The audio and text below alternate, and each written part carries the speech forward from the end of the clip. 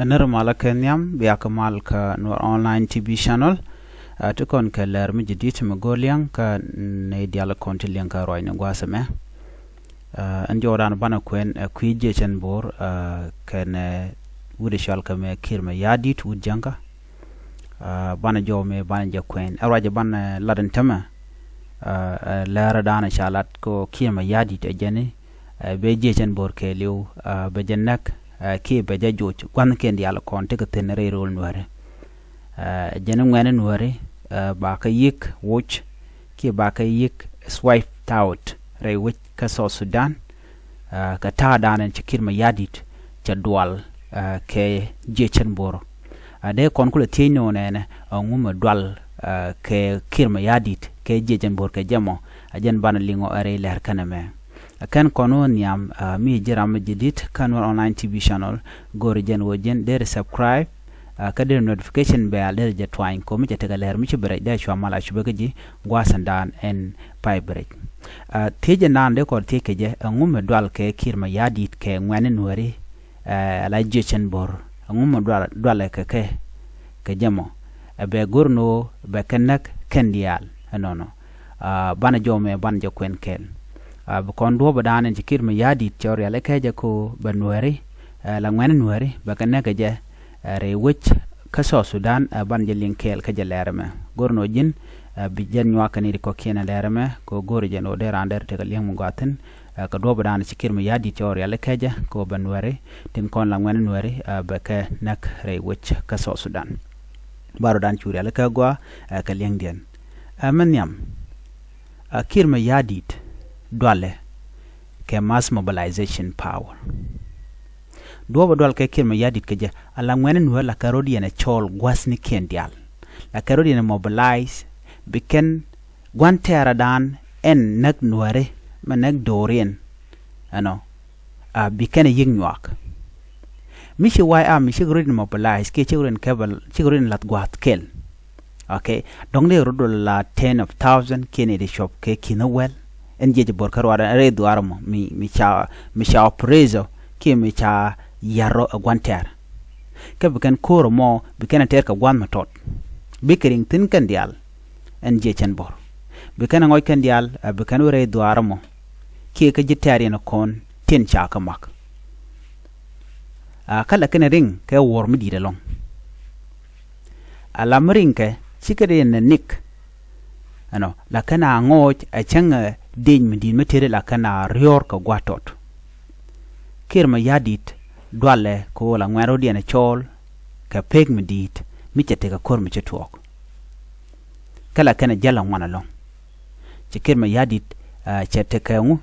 ka dwal ka kujimo gor jen o dara nuare tin ko la jejen bor da ka yigbat dara ka nak rey wuj ka so sudan name kel m goro ba je linga ne dialan kontin lien katin kona latke ka queen wer no wer ba ka bat rey wuj ka so sudan chit ka man da kan ka rewde ala kirma yadit ngaje jen wo en jechen boron kwale cholen wer wai army rey wika so sudan cha je luang kami kwaje jokarana ro shumele demo ishu jalet lack of central control cha ke luang kami kwa ka control a politician cha ka luang a politician ken ke kwarken even our politician they cannot control them ken engage bor mishiga do lok chikana lok chato kalas ni kala ro na meje ka kachin wod ba wi ka woniam chato gina mo cha chikana bele linga na mor okay alakan can predictable and very hard for the government to negotiate with them ala shi government cha do riya pinga kay baga jogono e bana tena en mi chi kume shikana kula ling manana lat ke jeje bor shika manana tu kon tama ka panga ka nasir kama yom gonu ken dia la jeje bor gonu ken dia takaten chaka luang kama kwa ka controlleran teleka central control muku ko control kera ma jogono yene pala kor mo ke tayene michigan demand tikan la do ne me gone la je yika laskalet na mo jaga kirma yadit ko badwal be gorno be ngwanen bumne kenten very powerful kanware be gorno be ka control ki be kanak la be dich be jeri ala ke jen menen yene jure de ni Uganda boga karen yale ko jane benware jechen bor bi ke shu dwal ngwasmo bi can you surrender ba chu ta gwad me ne ka ki gwad mo ko control keje na mo jane ndana de yin ngala merode gwada meni kirma yadit ngaje je gwan wonene nuari tel ram dwal kaka ngaje historian kataran la kan kor ter keje ala jechen bor shikan ko ter karon kit kelu kulwangon jen bangon de kel gwade dan me dak rigma charping kane John Garang de Mabir. The White Army fought brutally during the 1991. Me chireng machar che dek fin kane John Garang de Mabir a nyok karon kina dangro wido wel jok kana ron kina dangro wel bakel ron kin dangre wal jok sha kore dana ci tok chajanen me ci jangon kan ji Uganda eno bika ben re do adan ten werten chaga bu jojok sha ngaje no deni Uganda chu kit chagar yor ko malakal en Nuer wayami angum da kana ci kem yadi chadwal kaje alla Nuer wayami ngake ke history of fierce fighting laken kor mitel kapchong lakan ater ano kala ken ya rior ko ngeken gwan go gankan do Nuere chime dane ci korme togre wiki juba me na kan wereten me ci kan gujeno kan jangu kan re do Nuere ka dini ken diale ko ni ke relaka so kan jejen bor kan Nuere kan gujo ci te ka resistant mi dira long chu kan malakal yu kan dak men wirin ko ken so na me mangai ke gwan go ci jejen bor cha back down ci roda woje mi te kormi to la kan ten yam so kirma yadi dwal kana mo gorjen o dere jejem bo da jabat so kor 1991 me dak rema chapin kana John Garang ci kana nen an kor dana ci tok bor anyok kore dan e dak point den wude shalka me kirma yadit kana dak rema char me dak pin ke 2013 kana 2016 jataye dane ci kor ci tok je ci jangaj jente ke knowledge medit ano Nuer why army taken ke spirit of fighting ala spirit yen wo beke dorien bekenanga nere kwa dorien kwa je yar kwa je nyon nakan ka lora bang nere ko na ka jubo kwa nan ka ko tele jejen bortan che de togne wo na ka gwan manan ka don wore so chikan de chup ka juba jen dana kan gorgan de chup juba kan jej bo chukula kan ko cha ju da ring ma char no chwa ne me kel me jakkin ma yadit ko bal dwal ki badwal man den gwasame man ngwandien ala jejen bur shunkan kel ka don ware ken ke loyal ka don ware ala mi shune Nuere ala jejen bur meter ken kor la shunkan kel ka community ne ken ka dor ken a chengte kor wugatin barama chong to duelien dong maga yen ga cheke ke yen ga dwar mbiya chongwa kel de yero kula barde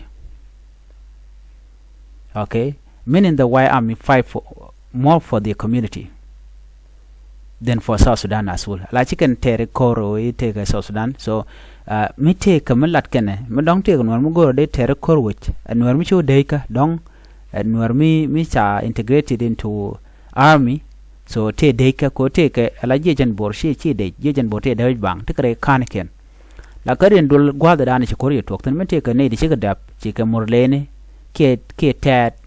ke bar Michigan God Nuere kana banang ke shok Nuere nang jen gwada na bi jejen bor be nen ten me ken mi ling biling a shangamo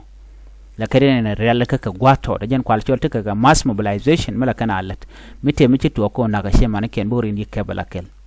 ke mi yadi dwala ka mishir kana mon okay and me ko kiir government ko je challenge lo alo yara kiir government jange woni na ke mi yadi chani na ko ngeje gwano Nuer ti chen ngulongo control en jejen bor but baka terrorize ke ren yale jene ko lo boko je naka na je gwije gwan wo Nuere baka tul no ko na manne jejen bo lok kano gwan ken duno lok ngwene so kin yadit ramgor be don Nuere ba jabat but queen Nuere kono te kel ke je quick kana no malat ke kin yadit you know so Nuere jejen bor ke challenge kiir government so no madara kel mana din michale la karodian adol ka gwanter kala kana George neme a fear of rebellion spirit miche teka michi kenen lok la kenen dol be ken rebellion kiji la kenen dol gwan ken dial bi ko real ka lo bi ken yin chemunen yana man tama nyin kan ke SSPDF eno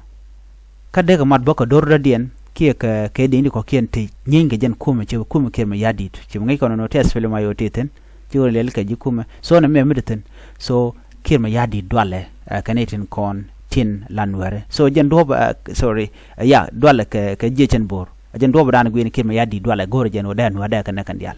en ban nyo je mu den bi atek mal ci pere jen o be nyo ne ko ken bye bye